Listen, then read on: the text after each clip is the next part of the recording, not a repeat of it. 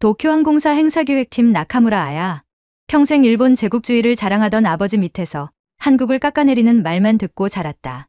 그런데 뜻밖의 한국 광복절 80주년 행사에 참여하게 되고 한 한국 남자를 만나게 되는데 충격적인 사실은 그녀가 일본인 최초로 특별사면이 되었다는 것.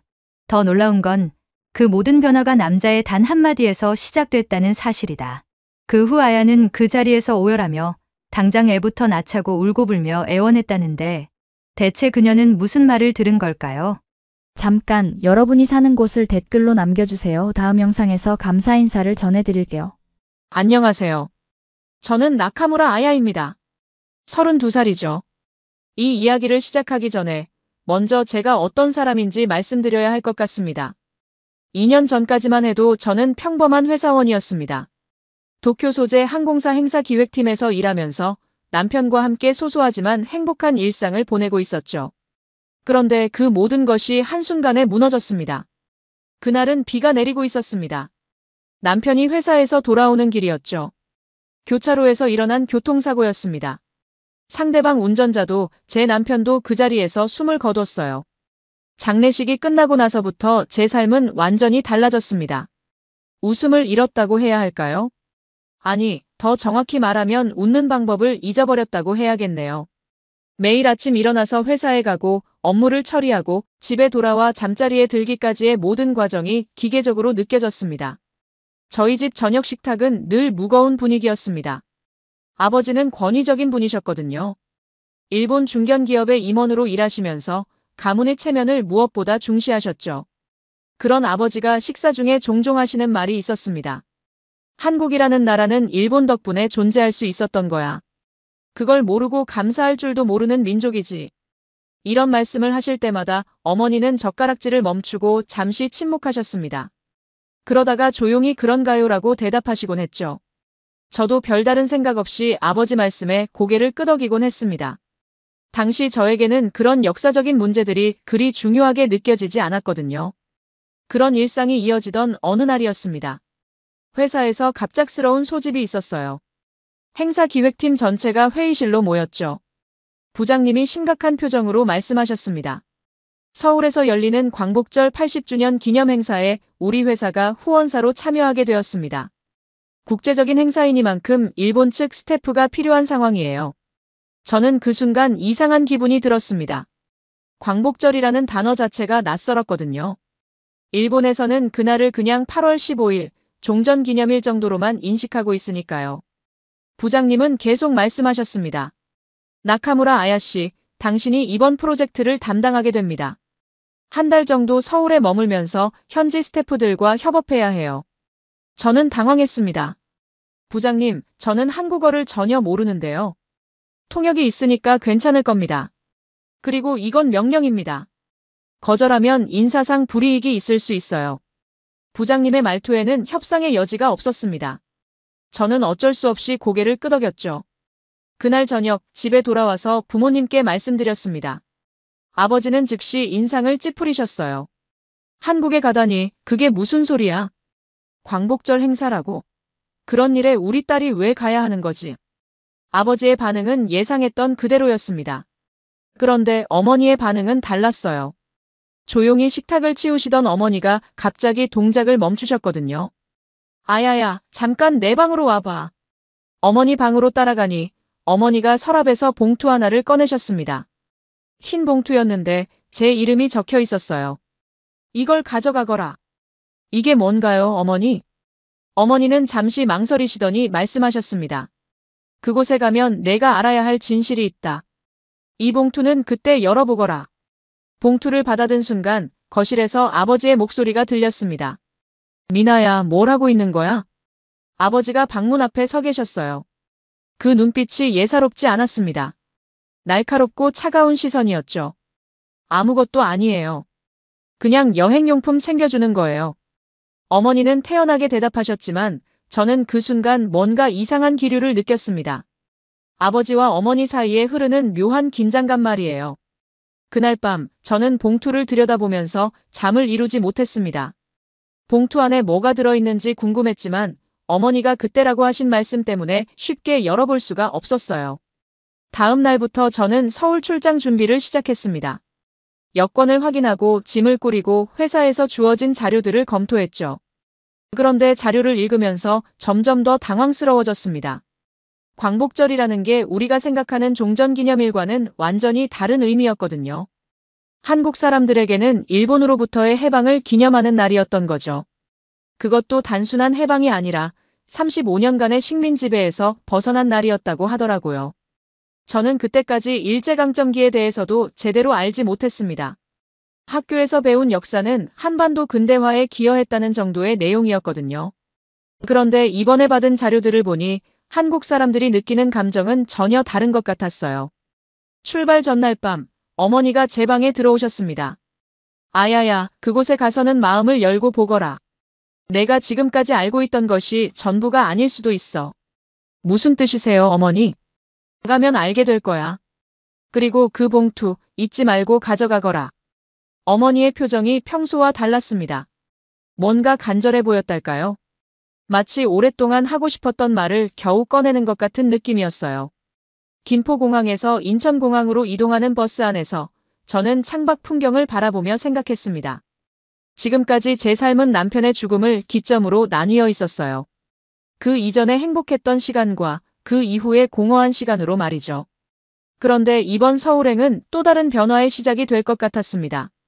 어떤 변화일지는 모르겠지만 분명히 뭔가 달라질 거라는 예감이 들었거든요. 비행기에 오르면서 저는 가슴속 봉투를 다시 한번 만져봤습니다. 어머니가 말씀하신 진실이 과연 무엇일까요? 그리고 그 진실을 알게 된 후에 제가 지금과 같을 수 있을까요? 그렇게 저의 서울행이 시작되었습니다. 인천공항에 도착한 순간 저는 완전히 당황했습니다. 제가 상상했던 것과 너무 달랐거든요. 공항 로비에 들어서자마자 눈에 들어온 건 엄청난 규모의 유리돔 천장이었어요. 햇빛이 그 유리를 통해 쏟아져 내리면서 마치 거대한 성당 같은 느낌을 주었습니다. 그리고 곳곳에 설치된 자동화 시설들이 정말 첨단적이었죠. 저는 일본이 아시아에서 가장 발전된 나라라고 생각하고 있었거든요. 아버지도 항상 그렇게 말씀하셨고요. 그런데 이 공항을 보니 그런 생각이 흔들리기 시작했습니다. 나카무라 아야씨시죠? 뒤에서 누군가 저를 부르는 소리가 들렸어요. 돌아보니 30대 중반쯤 되어 보이는 한국 남성이 환하게 웃으며 손을 흔들고 있었습니다. 안녕하세요. 저는 이번 광복절 80주년 기념행사 연출을 담당하고 있는 민수입니다. 그가 유창한 일본어로 인사를 건넸어요. 발음도 정확했고 억양도 자연스러웠습니다. 저는 조금 놀랐죠. 아, 안녕하세요.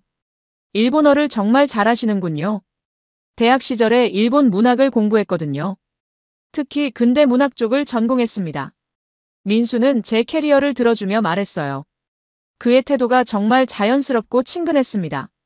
처음 만나는 사람인데도 불구하고 전혀 어색하지 않았어요. 공항에서 나와 리무진에 올라타는 동안 저는 창밖 풍경에 또 한 번 놀랐습니다. 도로가 정말 넓고 깨끗했거든요. 그리고 곳곳에 펄럭이는 태극기들이 눈에 들어왔어요. 오늘이 광복절이라서 그런가요? 깃발이 정말 많네요. 네, 맞습니다. 한국 사람들에게 8월 15일은 정말 특별한 날이거든요. 민수가 설명을 이어갔습니다. 일제강점기 35년이 끝난 날이니까요. 해방의 기쁨을 잊지 않기 위해서 매년 이렇게 태극기를 개양합니다. 저는 그 말을 들으면서 묘한 기분이 들었어요. 일본에서는 8월 15일을 그냥 전쟁이 끝난 날 정도로만 생각했는데 여기서는 완전히 다른 의미였던 거죠. 민수 씨는 이런 행사를 자주 기획하시나요? 이번이 제일 큰 규모예요. 80주년이니까 특별히 국제적인 행사로 준비하고 있거든요. 일본에서도 후원해 주시고 여러 나라에서 참가하실 예정입니다. 그의 말투에서 이번 행사에 대한 자부심과 애정이 느껴졌어요. 그런데 동시에 약간의 긴장감도 있는 것 같았습니다. 호텔에 도착해서 체크인을 마치고 민수와 함께 행사 사무실로 향했어요. 엘리베이터에서 민수가 말했습니다. 아야 씨, 혹시 광복절 행사에 대해서 어느 정도 아시나요? 솔직히 말씀드리면 잘 모릅니다. 회사에서 받은 자료만 대충 읽어봤어요. 그렇다면 먼저 영상 하나를 보여드릴게요. 이번 행사의 취지를 이해하시는데 도움이 될 것 같아서요. 사무실 회의실에 들어서니 여러 명의 스태프들이 분주히 움직이고 있었어요. 벽면에는 대형 스크린이 설치되어 있었고 테이블 위에는 각종 자료들이 놓여 있었습니다. 민수가 영상을 틀어주었어요. 스크린에 나타난 건 흑백 사진들이었습니다. 일제강점기 시절의 모습들이었죠. 처음에는 단순한 역사 자료 정도로 생각했는데 영상이 진행될수록 충격적인 내용들이 나왔어요. 강제징용, 위안부, 문화말살 정책 등등. 일본에서 배운 역사와는 완전히 다른 내용이었습니다. 특히 한 장면이 저를 크게 흔들었어요. 일본 경찰이 한국 사람들을 연행하는 모습이었는데 그 중에는 제 또래로 보이는 여성도 있었거든요. 그 여성의 표정이 너무나 절망적이었습니다. 이게 정말 사실인가요? 저도 모르게 그런 말이 나왔어요. 민수는 잠시 침묵하다가 조용히 대답했습니다. 네, 모두 사실입니다. 당시 우리 조상들이 겪었던 일들이에요. 영상이 끝나고 나서 회의실에 잠시 정적이 흘렀습니다. 저는 뭐라고 말해야 할지 몰랐어요. 일본 사람인 제 앞에서 이런 영상을 보여주는 민수의 마음이 어떨지 상상도 할 수 없었거든요. 죄송합니다. 불편하셨을 텐데. 아니에요. 저야말로 죄송합니다. 이런 걸 보여드려서. 민수가 고개를 저었어요. 아야 씨, 이건 누군가를 비난하기 위한 영상이 아니에요. 다만 우리가 함께 일하게 될 이번 행사가 어떤 의미인지 알아주셨으면 해서요. 그의 말투에는 원망이나 분노가 전혀 없었습니다. 오히려 이해시키려는 따뜻함이 있었어요. 그래서 더욱 마음이 무거웠는지도 모르겠습니다. 회의가 끝나고 혼자 호텔방에 돌아와서 저는 오랫동안 창밖을 바라봤어요. 서울 시내 곳곳에서 펄럭이는 태극기들이 보였습니다. 아까 전까지는 그냥 예쁜 깃발 정도로만 생각했는데 이제는 다르게 느껴졌어요. 저녁 식사 시간이 되어서 호텔 레스토랑에 내려갔습니다. 혼자 식사하는 게 어색해서 구석진 자리에 앉았는데 옆 테이블에서 한국어 대화가 들려왔어요. 물론 무슨 말인지는 몰랐지만 그들의 표정과 몸짓을 보니 진지한 이야기를 나누고 있는 것 같았습니다. 그중 한 분이 머리가 하얀 할머니셨는데 간혹 눈물을 닦는 모습이 보였어요. 저는 문득 궁금해졌습니다. 저 할머니도 일제강점기를 직접 겪으신 분일까요? 그렇다면 일본 사람인 저를 보면 어떤 기분이 드실까요? 식사를 마치고 방으로 올라가면서 저는 어머니가 주신 봉투를 다시 생각해봤어요. 그곳에 가면 알아야 할 진실이 있다고 하셨죠. 혹시 어머니도 이런 역사적 사실들을 알고 계셨던 걸까요? 그날 밤 저는 쉽게 잠들 수 없었습니다. 머릿속에 영상에서 본 장면들이 계속 떠올랐거든요. 특히 그 젊은 여성의 절망적인 표정이 자꾸 생각났어요. 새벽이 되어서야 겨우 잠이 들었는데 꿈에서도 그 영상 속 장면들이 나타났습니다. 그런데 이상하게도 그 꿈에서 저는 일본 사람이 아니라 한국 사람이었어요. 그리고 누군가에게 끌려가고 있었습니다. 꿈에서 깨어난 저는 식은땀을 흘리고 있었어요. 시계를 보니 아직 새벽 5시였습니다. 다시 잠들기는 어려울 것 같아서 창가에 앉아 서울 시내를 내려다봤어요. 해가 뜨면서 도시가 깨어나는 모습이 보였습니다. 사람들이 하나둘 거리로 나오기 시작했고 상점들도 문을 열었죠. 평범한 일상의 모습이었지만 어제 본 영상 때문인지 다르게 느껴졌어요. 저 사람들의 조부모나 증조부모 세대가 일제강점기를 겪으셨을 텐데 지금은 이렇게 평화롭게 살고 계시는 거죠. 그 세월 동안 얼마나 많은 아픔과 노력이 있었을까요? 아침 식사를 하러 내려가니 민수가 로비에서 기다리고 있었어요. 안녕하세요, 아야씨. 잠은 잘 주무셨나요? 아, 네. 조금 늦게 잠들었지만요. 어제 영상 때문이신가요? 무리했나 싶어서 걱정됐거든요. 민수의 배려심이 느껴졌어요. 그런데 동시에 미안한 마음도 들었습니다. 제가 일본 사람이라서 그가 더 신경 써주고 있는 건 아닐까 하는 생각이 들었거든요. 괜찮습니다. 오히려 많이 배웠어요. 일본에서는 그런 걸 자세히 배우지 못했거든요. 그럴 수밖에 없죠. 어느 나라든 자국사를 가르칠 때는 관점이 다르니까요.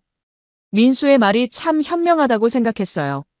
비난하지도 않고 변명하지도 않으면서 사실을 인정하는 태도 말이에요.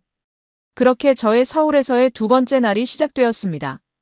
아직 모르겠지만 이 만남들이 제 인생을 어떻게 바꿔놓게 될지.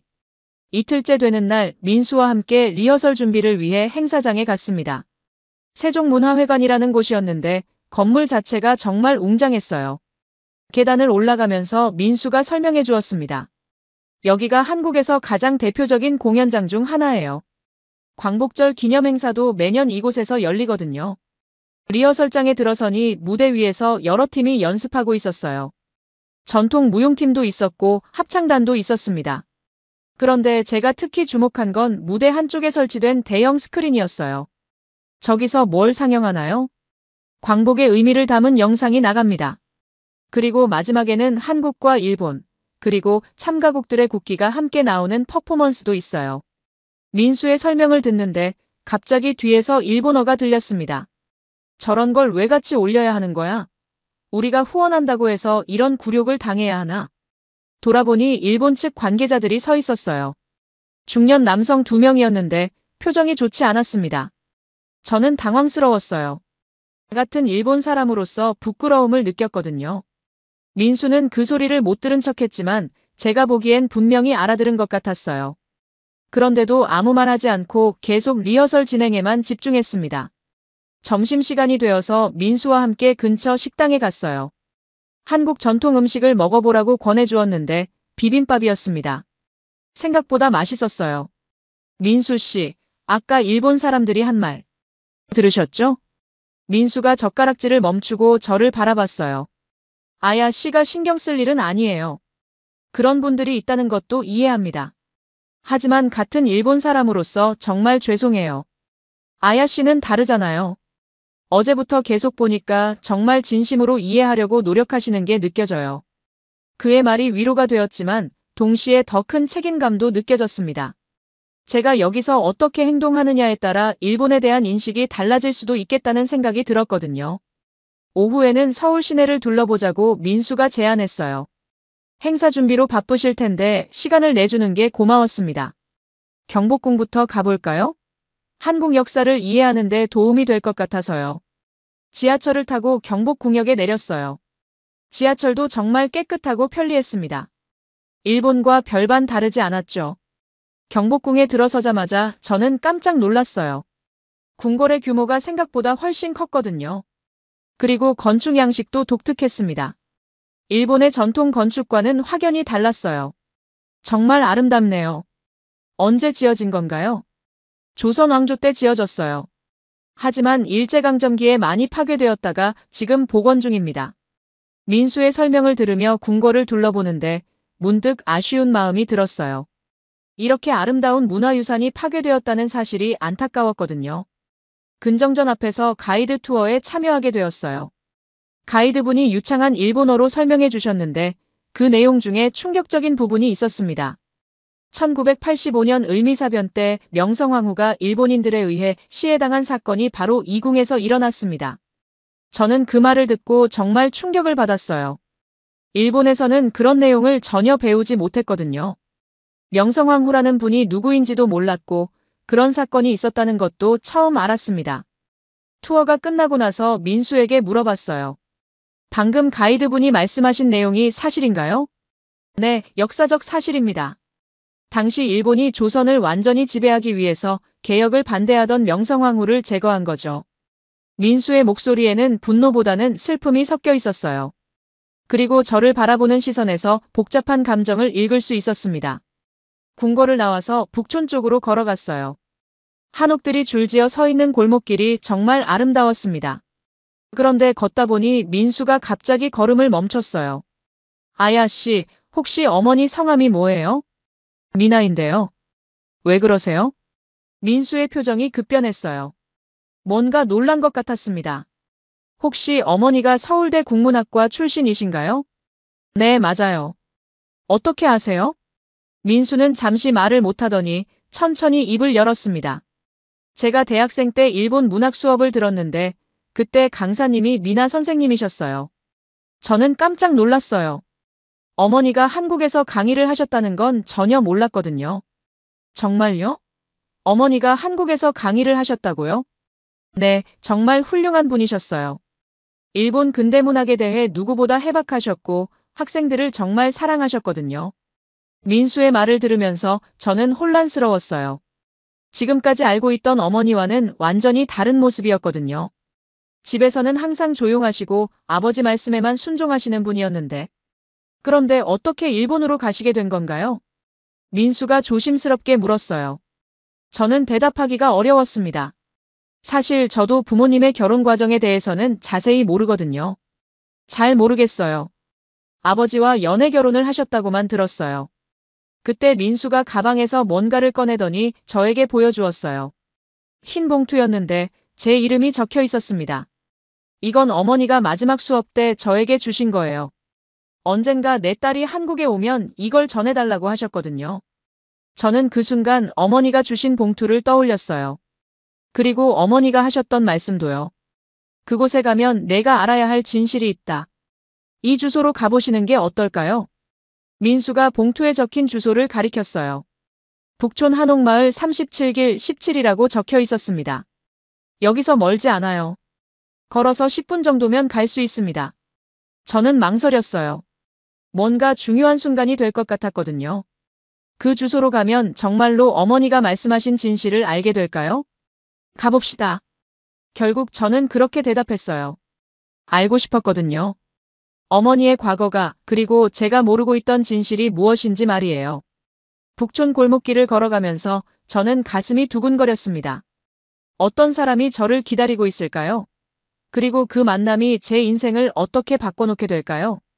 북촌 골목길을 따라 걸어가면서 저는 점점 더 긴장되었습니다. 주소를 확인해가며 찾아가는데 골목이 생각보다 복잡했어요. 전통 한옥들이 미로처럼 이어져 있었거든요. 여기인 것 같아요. 민수가 한 집 앞에서 걸음을 멈췄어요. 나무로 만든 대문이 있는 전형적인 한옥이었습니다. 대문 옆에 작은 문패가 있었는데 김순애라는 이름이 적혀 있었어요. 저는 한참 동안 그 대문을 바라봤습니다. 문을 두드리면 제 인생이 달라질 것 같은 예감이 들었거든요. 어머니가 말씀하신 진실이 이 문 너머에 있다는 생각이 들었어요. 들어가 보시겠어요? 민수가 조심스럽게 물었어요. 저는 깊게 숨을 들이쉬고 대문을 두드렸습니다. 똑똑똑. 잠시 후 문이 열렸어요. 그런데 문을 연 분을 보는 순간 저는 말을 잃었습니다.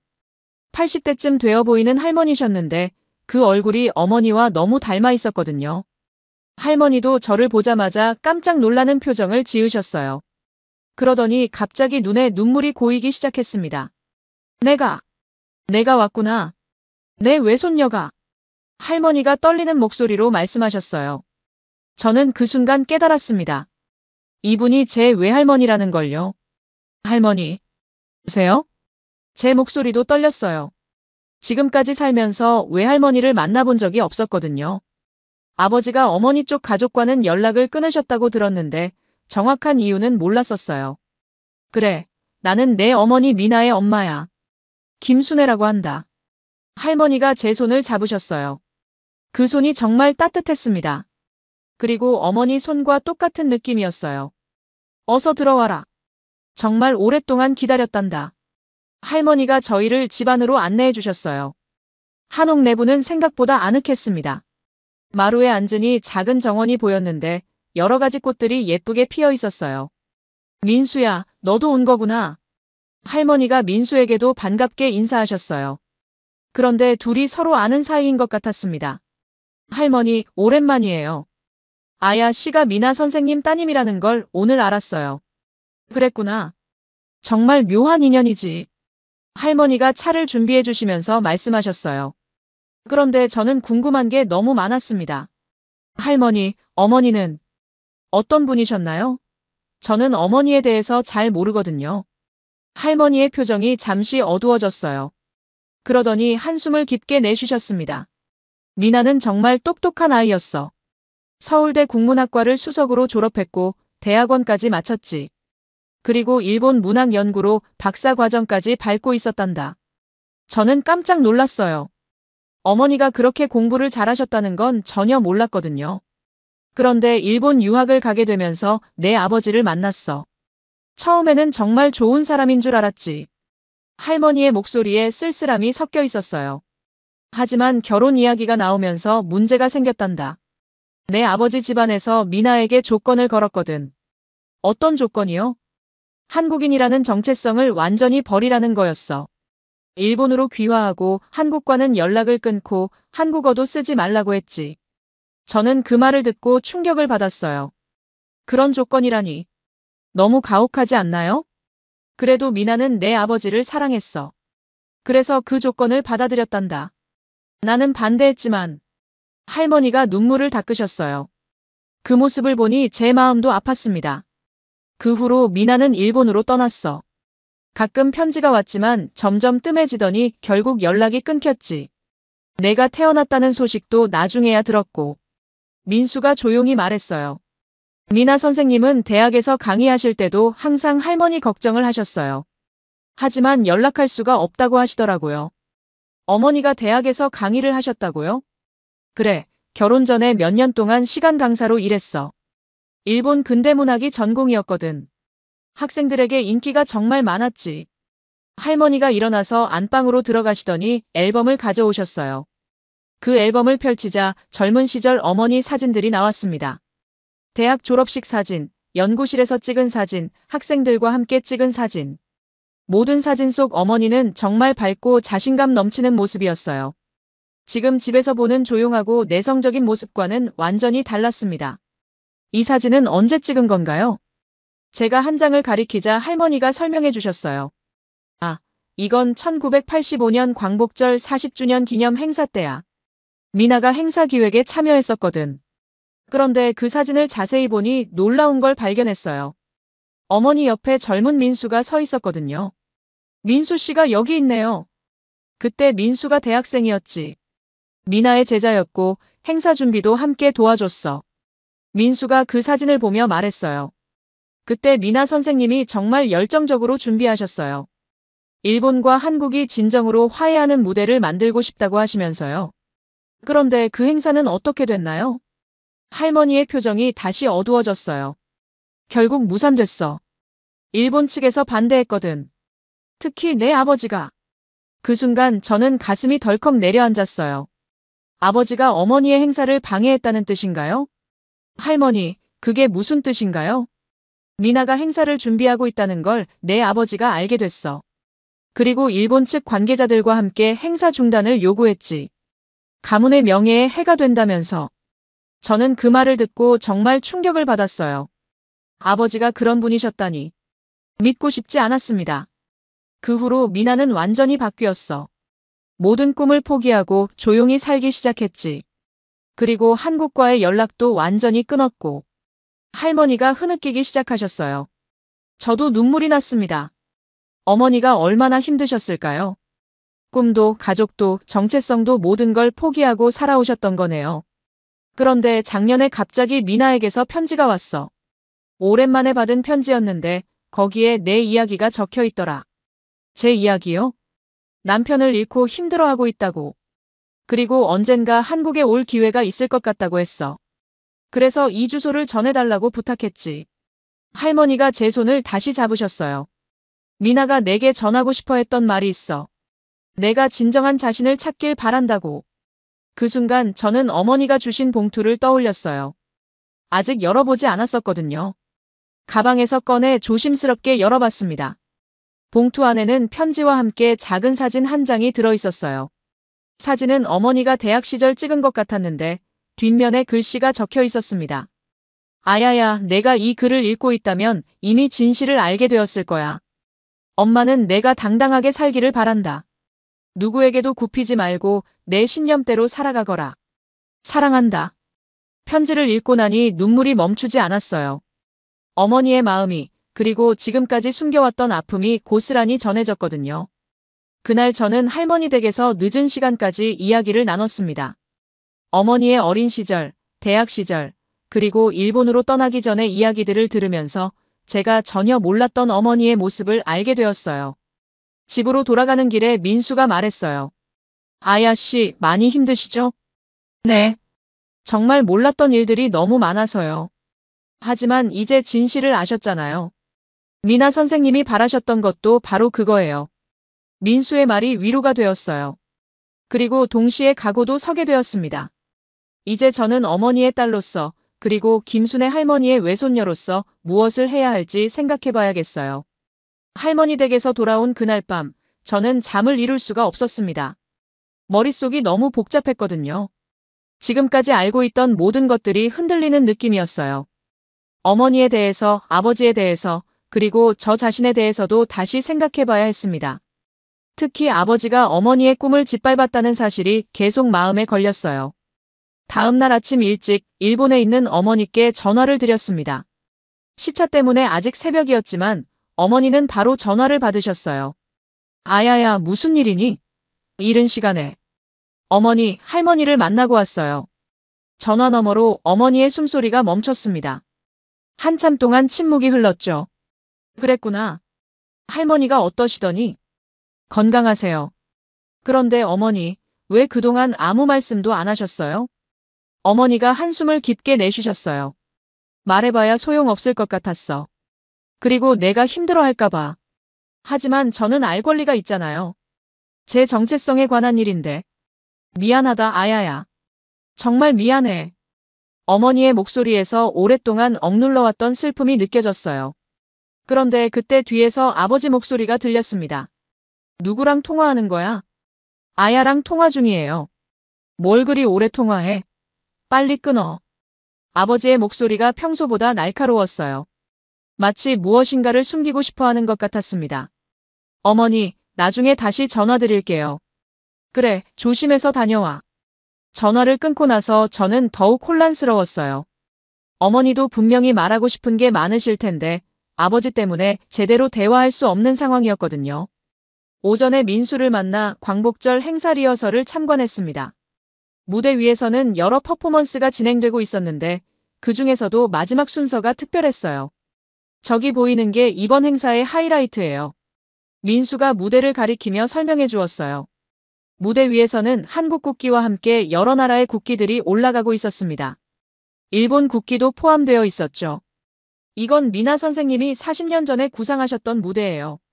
당시에는 실현되지 못했지만 이번에 다시 준비하게 됐거든요. 저는 그 말을 듣고 가슴이 뜨거워졌어요. 어머니의 꿈이 40년 만에 실현되는 거였거든요. 그런데 그때 뒤에서 일본어 대화가 들렸습니다. 어제 봤던 일본 측 관계자들이었어요. 저런 걸 왜 같이 올려야 하는 거야? 우리가 굴욕을 당하는 기분이잖아. 맞아. 광복절 행사에 일본 국기가 오른다니 말이 되나? 저는 그들의 말을 듣고 화가 났어요. 하지만 어떻게 대응해야 할지 몰랐습니다. 같은 일본 사람으로서 부끄러웠거든요.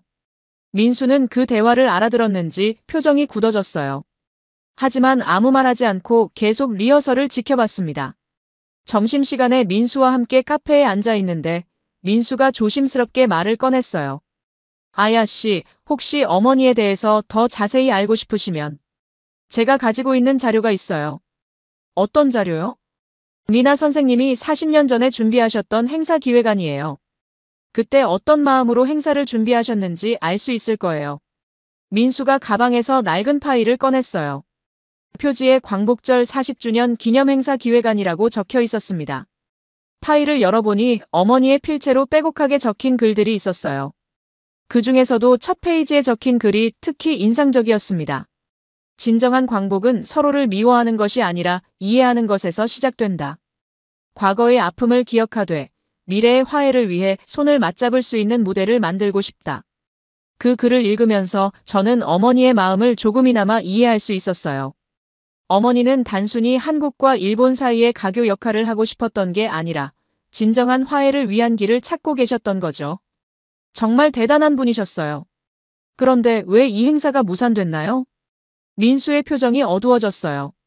당시 일본 측에서 강력하게 반대했거든요. 특히 일부 우익단체들이 협박까지 했어요. 그리고 민수가 말을 주저했어요. 그리고요? 아야 씨 아버지도 그 반대 세력 중 한 명이었어요. 저는 그 말을 듣고 정말 충격을 받았어요. 아버지가 직접적으로 어머니의 꿈을 방해했다는 거였거든요.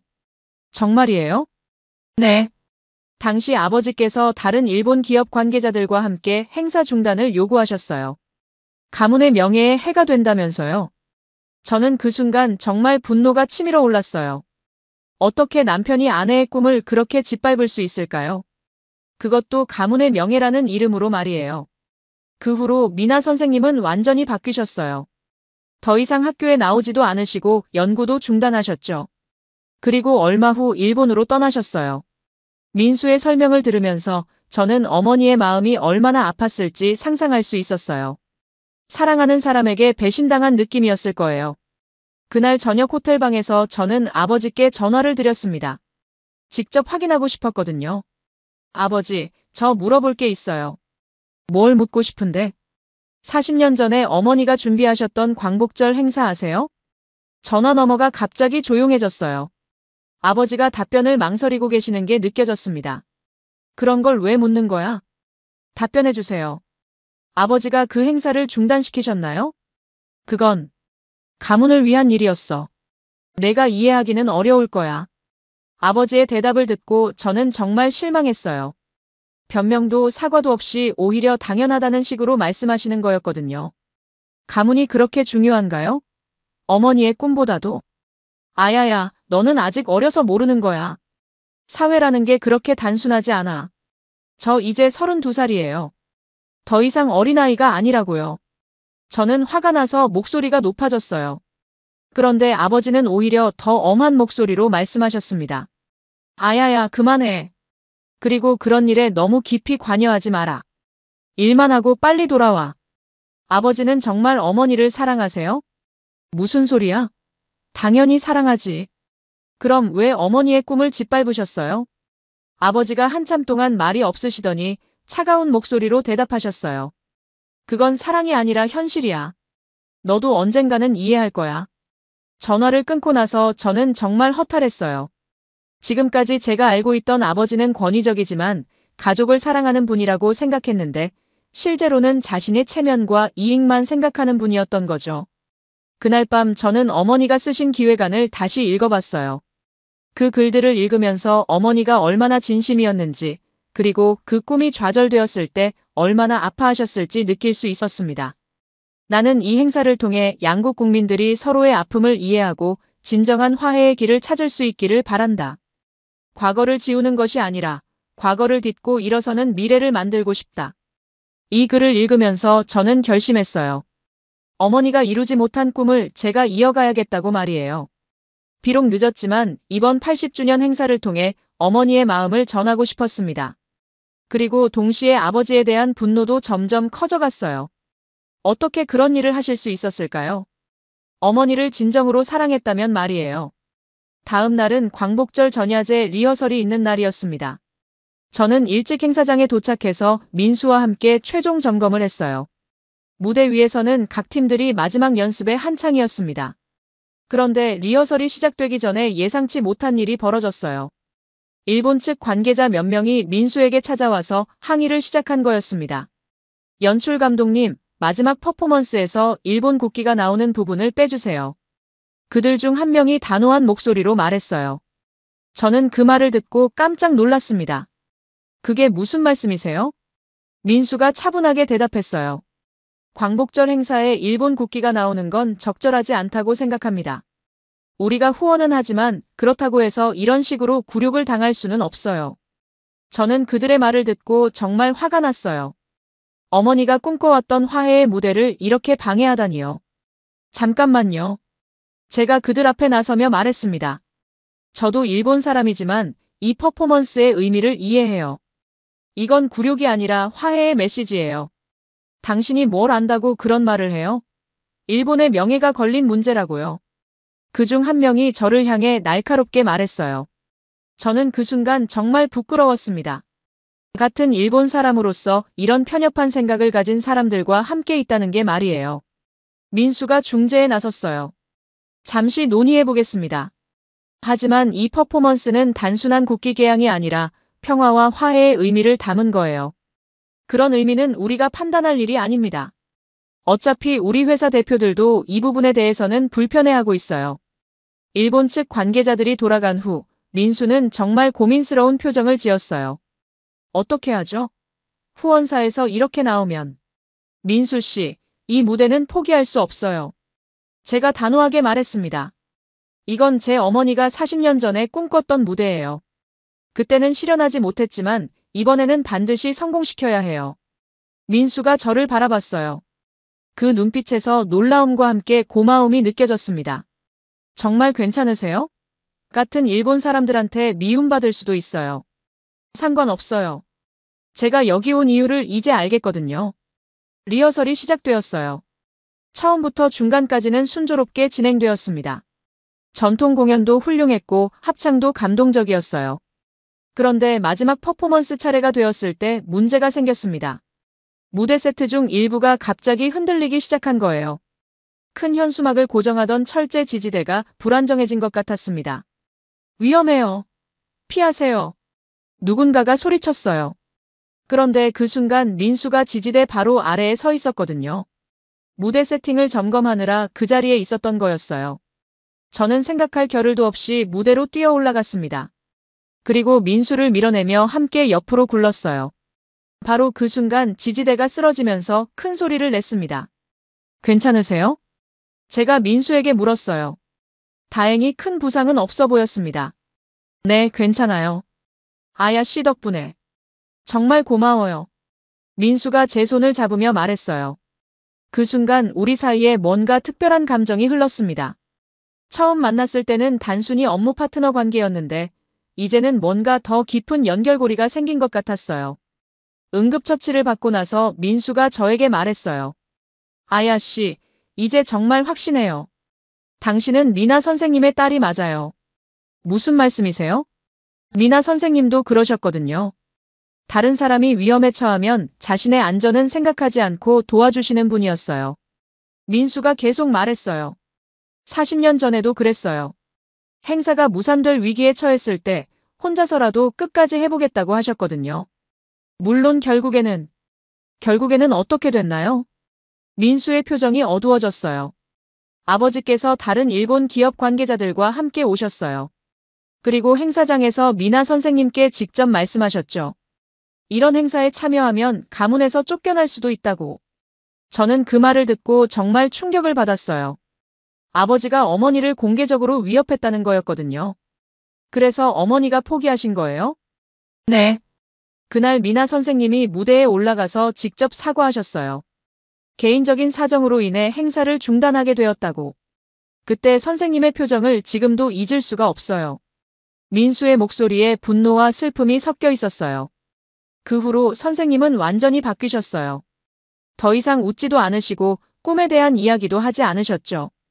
저는 그 이야기를 들으면서 어머니의 마음이 얼마나 아팠을지 상상할 수 있었어요. 그리고 동시에 아버지에 대한 분노가 더욱 커졌습니다. 민수 씨, 이번에는 달라요. 제가 있으니까요. 하지만 일본 측에서 계속 반대하면 제가 설득해 볼게요. 그리고 안 되면 다른 방법을 찾아보고요.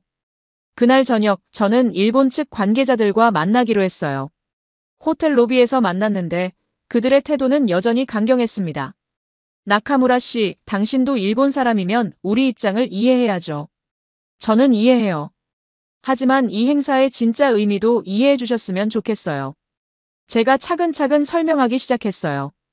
어머니의 이야기, 40년 전의 일, 그리고 이번 행사가 가지는 특별한 의미에 대해서 말이에요. 그건 그렇다고 해도 광복절에 일본 국기가 오르는 건 부적절해요. 아니에요. 오히려 이런 날에 함께하는 게 더 의미 있는 거예요. 과거를 인정하고 미래를 향해 함께 나아가자는 메시지니까요. 하지만 그들은 끝까지 고집을 부렸어요. 어쨌든 우리는 반대입니다. 내일 본사에 보고해서 후원 철회도 검토하겠어요. 그들이 떠나고 나서 저는 정말 절망적이었어요. 이런 식으로 어머니의 꿈이 또다시 좌절되는 건 아닐까요? 그때 민수가 제 옆에 앉으며 말했어요. 아야 씨, 포기하지 마세요. 우리에게는 아직 방법이 있어요. 무슨 방법이요? 내일 본 행사에서 아야 씨가 직접 무대에 올라가는 거예요. 제가요? 네. 미나 선생님의 딸로서 그리고 일본 사람으로서 직접 이 행사의 의미를 설명하는 거예요. 그러면 분위기가 바뀔 수도 있어요. 민수의 제안은 정말 용기가 필요한 일이었어요.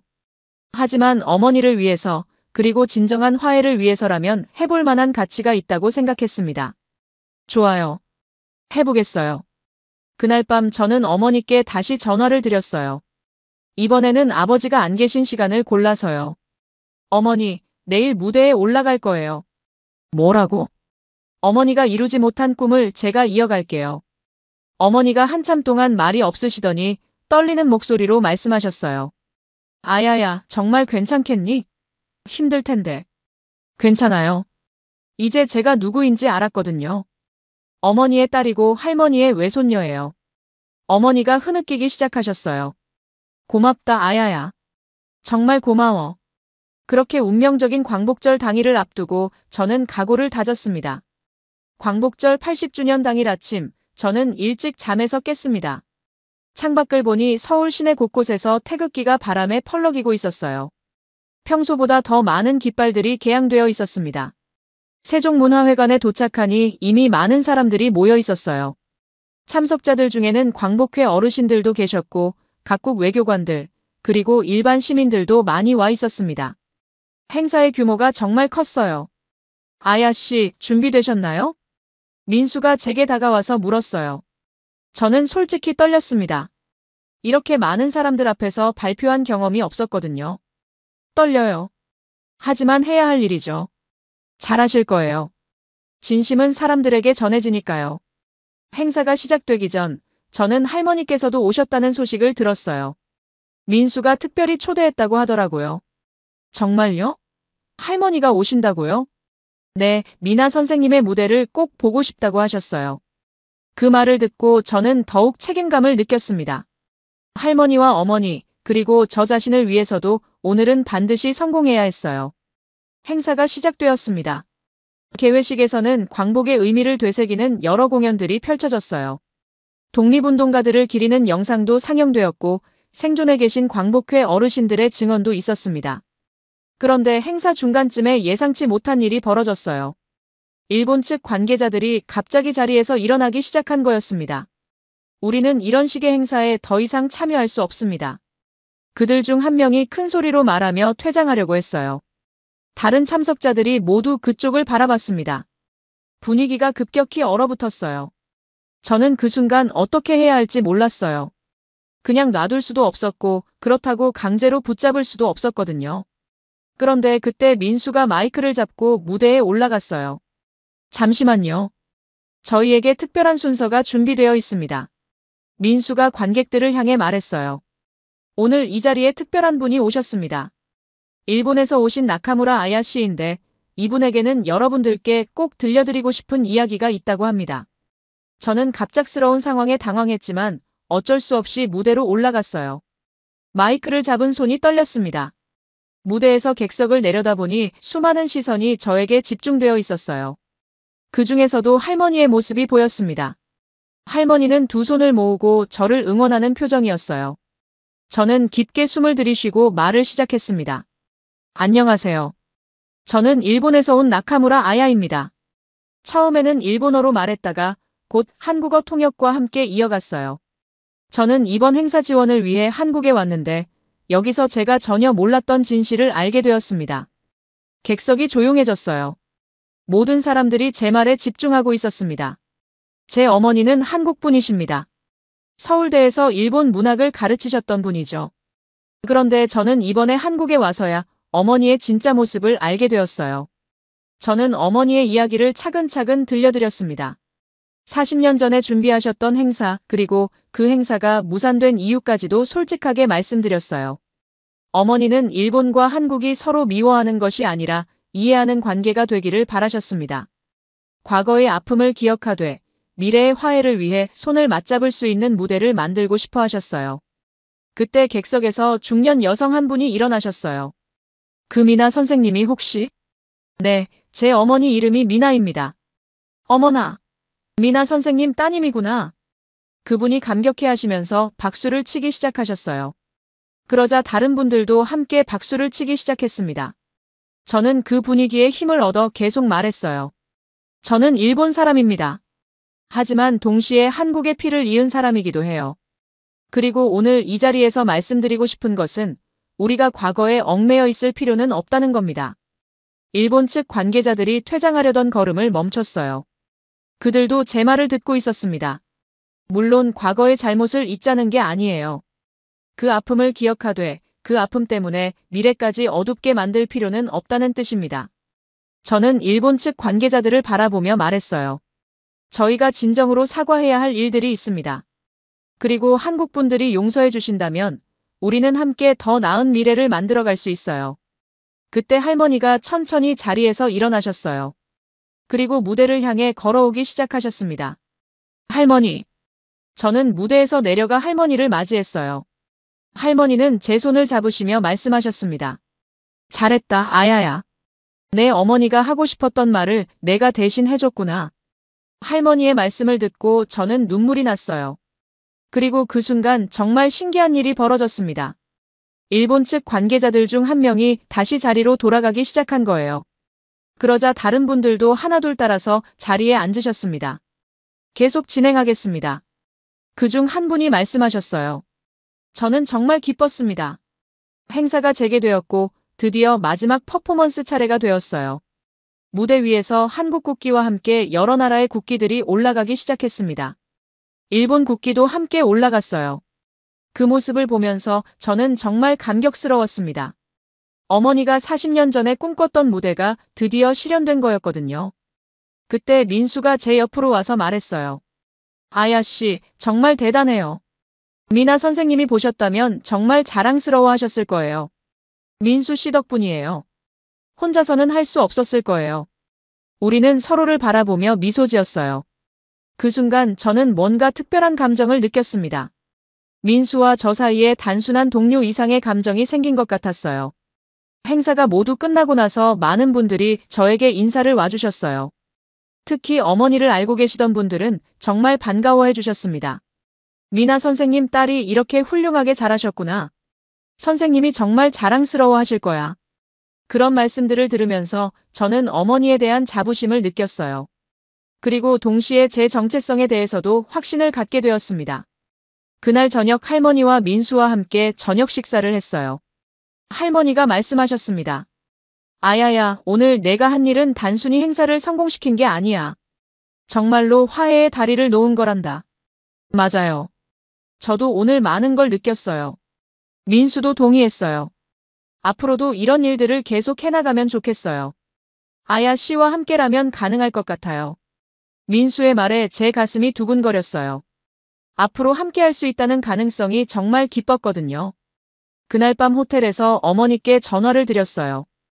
어머니, 성공했어요. 정말? 어떻게 됐는지 자세히 얘기해봐. 저는 오늘 있었던 일들을 하나하나 자세히 말씀드렸어요. 어머니는 중간중간 감탄하시면서 들어주셨습니다. 아야야, 정말 고맙다. 엄마가 이루지 못한 꿈을 내가 이뤄줬구나. 어머니도 함께 하신 거예요. 어머니의 마음이 있었기 때문에 가능한 일이었어요. 그날 밤 저는 정말 편안하게 잠들 수 있었어요. 마치 오랫동안 저를 짓누르고 있던 무거운 짐을 내려놓은 것 같은 기분이었습니다. 내일은 일본으로 돌아가야 하지만 이제 저는 달라진 사람이 되어 돌아갈 수 있을 것 같았어요. 일본으로 돌아가는 날 아침, 저는 김포공항에서 민수와 작별 인사를 나눴습니다. 헤어지기가 정말 아쉬웠어요. 이번 여행을 통해 민수와 저 사이에는 특별한 유대감이 형성되었거든요. 아야 씨, 정말 감사했어요. 이번 행사가 성공할 수 있었던 건 아야 씨 덕분이에요. 저야말로 고마워요. 민수 씨가 아니었다면 제가 진실을 알 수도 없었을 테니까요. 우리는 서로를 바라보며 잠시 말이 없었어요. 할 말이 너무 많았지만 동시에 어떤 말로도 표현하기 어려운 감정들이 있었거든요. 다음에도 함께 할 수 있을까요? 민수가 조심스럽게 물었어요. 저는 고개를 끄덕였습니다. 꼭 그래요. 저도 그러고 싶어요. 비행기에 오르면서 저는 창밖으로 서울을 내려다봤어요. 불과 일주일 전에는 낯선 도시였는데 이제는 제 또 다른 고향 같은 느낌이 들었습니다. 도쿄에 도착해서 집으로 향하는 길에 저는 마음속으로 다짐했어요. 이제 달라진 저의 모습을 보여드려야겠다고 말이에요. 집에 들어서자 어머니가 현관에서 저를 기다리고 계셨어요. 어머니의 표정이 평소와 달랐습니다. 뭔가 밝아 보이셨거든요. 어서 와, 아야야. 수고 많았구나. 어머니, 저 정말 많은 걸 배우고 왔어요. 어머니와 저는 거실에 앉아 한국에서 있었던 일들을 자세히 이야기했어요. 할머니를 만난 이야기, 민수와의 만남, 그리고 광복절 행사에서 있었던 일까지 모든 걸 말씀드렸습니다. 어머니는 제 이야기를 들으시면서 때로는 눈물을 흘리시고 때로는 미소를 지으셨어요. 특히 제가 무대에서 연설했다는 이야기를 들으실 때는 정말 자랑스러워 하셨습니다. 아야야, 내가 그렇게 할 수 있었다니. 정말 대견하다. 어머니의 마음을 전하고 싶었어요.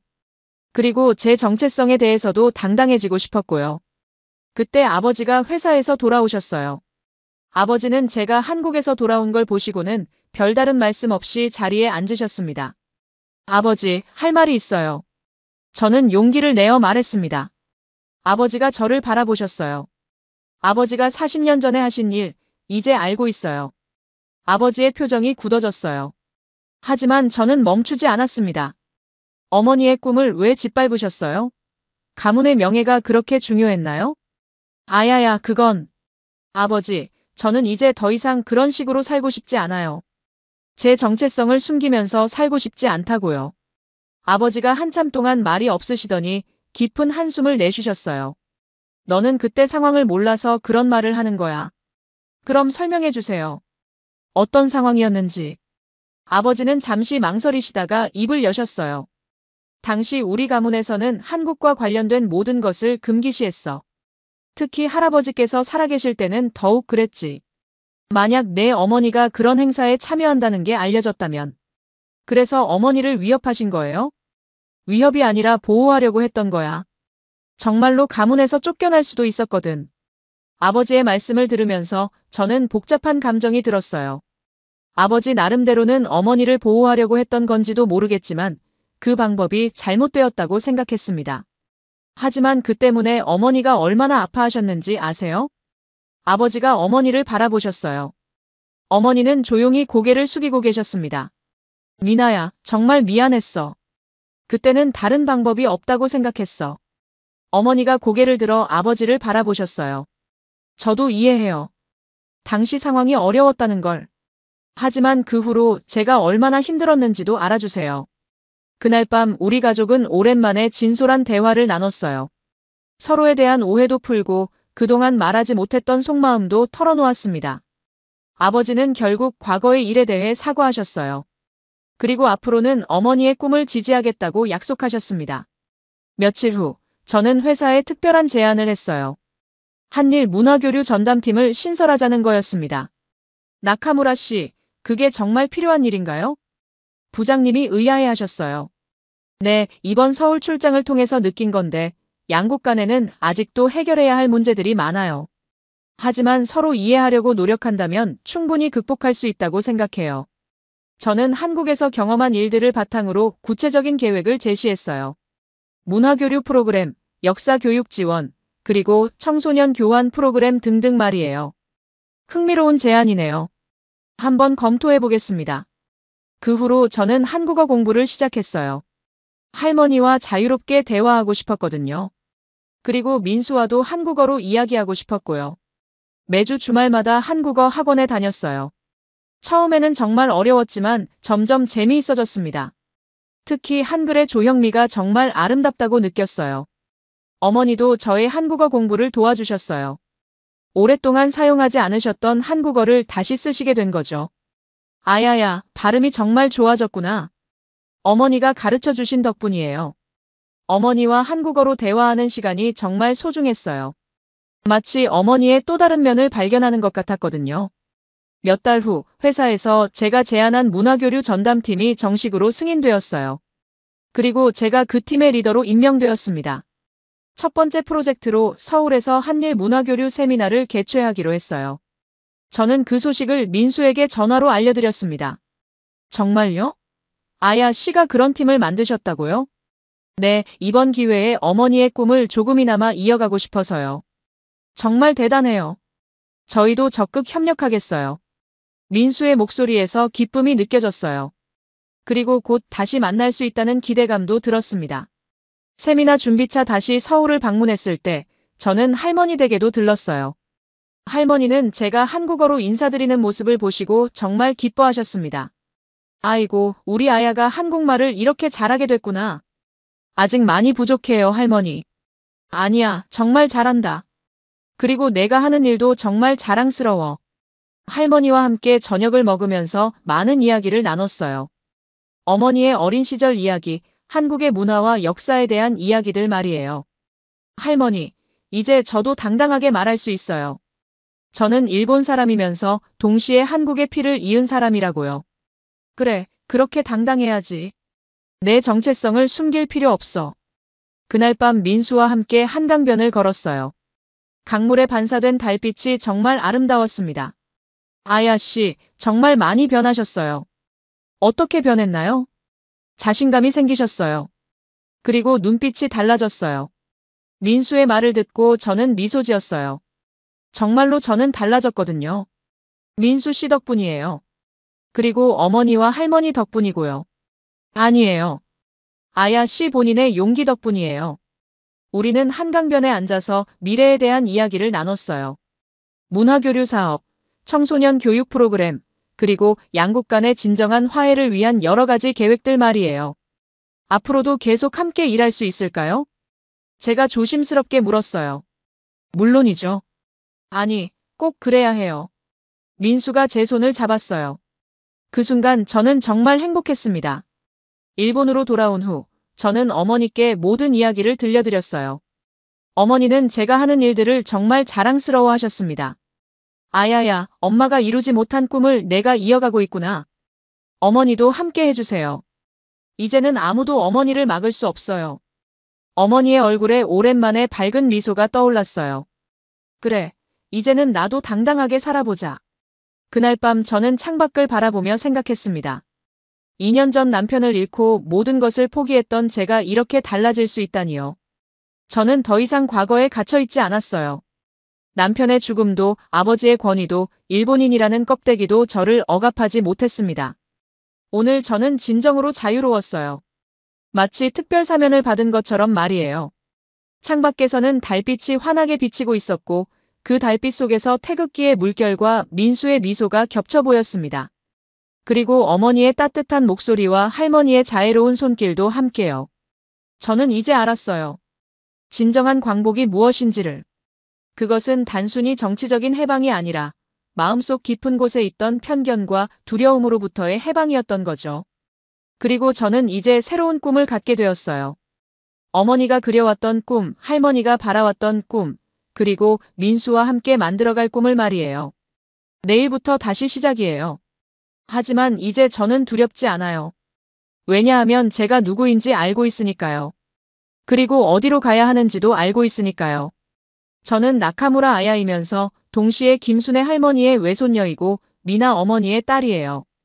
그리고 앞으로는 한일 양국을 잇는 다리가 되고 싶어요. 이것이 제 이야기입니다. 억압에서 벗어나 진정한 자유를 찾은 이야기요.